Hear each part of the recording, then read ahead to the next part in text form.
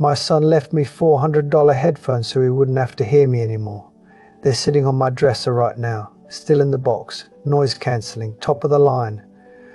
For the hallway noise, Dad, he said, so you can get some peace. Sometimes I imagine opening them, letting some song from when I was young crawl back into this room. Sinatra or Eleanor humming off key in the kitchen. Then I remember there's no one to share the memory with, and I leave the plastic on. The hallway isn't noisy. My name is Arthur Hawthorne. I'm 78 years old, and I'm going to tell you exactly how a man builds half a city skyline and ends up in a room no one visits. This isn't a story about architecture. It's an autopsy. Stay with me. Because if you've ever chosen work over people, ambition over presence, legacy over love, you need to hear what that choice looks like at the end. 78 years. That's how long it took me to build my life. A reputation, a firm, buildings with my name in the blueprints. 4 hours. That's how long it took strangers with clipboards to pack it into boxes. They called it a lifestyle transition. The real word is exile. And then they brought me here, this room, 12 feet by 14 feet. I measured it the first day. Old habits, 168 square feet. The Morrison building, the one that made my career, was 240,000 square feet. It's being demolished next spring, but this room will outlast it. They tell you the moment your life ends, there's no announcement, no ceremony. It happens on a Tuesday. After lunch, when your son's car idles in the parking lot for 73 minutes and you realize he timed his visit. Let me take you back. Let me show you every choice that led here. Every moment I chose wrong. Because the headphones aren't the cruelest part. The cruelest part is that they work perfectly. This photograph, 1982, groundbreaking for the Civic Center. That's me on the left, 44 years old, holding a ceremonial shovel like a weapon. The mayor shook my hand, a real handshake, not the soft, careful grip people use with the elderly. Reporters asked what kind of future I was building. I said, one that lasts. I believed it. The man beside me, David Thorne, 24, fresh out of university, nervous hands, hungry eyes. I hired him the day he walked into my office, taught him everything. How to read silence in boardrooms, how to see buildings that don't exist yet, how to wait while other men rushed. I thought I was building a protege. I was building my replacement. Last month, the Review, architecture's biggest magazine, someone left it in the common area here. I don't know if it was accident or cruelty. The New Visionaries, shaping tomorrow's cities. David's on the cover. 53 now, silver temples, designer glasses, standing in front of the Fletcher Tower, the one I designed in 1997. 14-page feature on the firm I founded in 1971. My name appears once.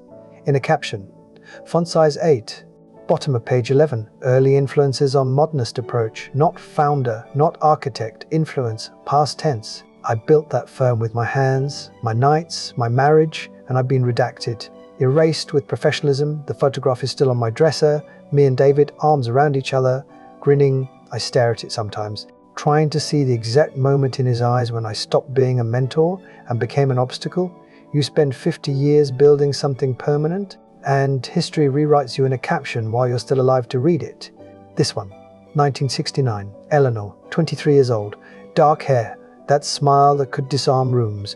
We're on the steps of her parents' house, my arm around her waist, her hand on my chest. I'm looking at the camera. She's looking at me. That should have been the warning. We married in June. Small ceremony, 60 people who meant it when they said forever. The first year was perfect. Tiny apartment, coffee and paint smell. She taught second grade. I brought home blueprints. She'd make dinner. I'd talk about load-bearing walls. She'd listen. Not because she cared about architecture, because she cared about me. Year 2, I got the Morrison contract. 32 floors. My name on the proposal. 90-hour weeks. Home at midnight. Gone at dawn. Eleanor would be asleep when I arrived. At school when I woke. We left notes on the refrigerator. Dinner in the oven. Good luck today. I miss you. By year 5, we stopped leaving notes. By year 8, we stopped sleeping in the same bed. She wanted children. I wanted monuments. She wanted weekends. I wanted deadlines. Once, she asked me to skip a site visit. Just one Saturday. A picnic by the river. No blueprints. No phone. I said next month. The client's flying in. Next month became next year. The river never moved. I did. She wanted a husband. I wanted to be remembered. We divorced in 1982, quietly. The judge asked if there was hope of reconciliation. Eleanor looked at me, really looked at me, and I saw the exact moment she understood. I'd already chosen, years ago, every late night, every missed dinner, every cancelled anniversary. I'd been choosing, and I'd never chosen her. She remarried. 1985, a biology teacher named Michael. I saw the announcement, they had 2 daughters. I heard she's happy, that she laughs a lot. 2 months ago, I saw her at the grocery store. I was with my aide, a 23-year-old who gets paid to make sure I don't fall. Eleanor was with her grandchildren, 3 of them, holding her hands, talking over each other, showing her drawings. She was listening to all of them at once, smiling. Present, she saw me. Our eyes met for exactly 2 seconds. She nodded. Polite, kind, the way you acknowledge a stranger who held a door. Then she turned back to her grandchildren, and I understood. I'm not even a memory to her anymore. I'm just someone she used to know, someone who made a choice. The Morrison building won awards. It made me successful. It's being demolished next spring. Asbestos, not worth saving. Eleanor's daughters are 41 and 38, teaching their children to ride bicycles. Tell me which one lasted. You count things when you're old. Pills, steps, hours until someone might visit. Robert called on Thursday. My son, from my second marriage. Another 3 years. Another woman who wanted more than I could give. Oncoming Sunday, Dad. Around 6. I marked it on the calendar. Red circle.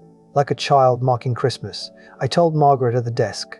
Told the dining staff. Asked for the table by the window. I shaved twice. Wore my navy jacket, the one that still smells like my old office. Leather, paper, authority. I waited at the window, watching every car, checking my watch, wondering if I misheard, if it was next Sunday, if he forgot. He arrived at 6:17 p.m. The car stayed running. I knew then. You always know. He hugged me like I was furniture, carefully, briefly. You look good, Dad.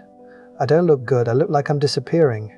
But we both needed the lie. Dinner, meatloaf, mashed potatoes, institutional green beans. I wanted to ask about Sarah and Timmy, my grandchildren. If Sarah still draws, if Timmy learned to swim, if they ask about me. I rehearsed the questions in my head. What are you reading? Do you still draw? Can I see? I opened my mouth twice, closed it 3 times. But Robert was on his phone, face up on the table. It buzzed 17 times during our 73-minute dinner. Yes. I counted both. I spent dinner watching the top of my son's head. I used to command boardrooms. Now I can't command eye contact from my own child. At 7:08, he checked his watch, not even hiding it. I should get going, Dad. Early morning. He left the headphones, still boxed, $400, receipt inside, for the hallway noise, so you can rest. I tried them on after he left. They worked perfectly. Complete silence. I can't hear the hallway, can't hear the nurses, can't hear the TV in the next room, can't hear anything. My son gave me $400 worth of silence, because my voice, my presence is the noise he needed to cancel. The box is still on my dresser. I look at it every morning, a monument to being too much trouble to hear. When family fades, you go back to older ground, places that knew you before you were small. For me, that was St. Jude's, 40 years.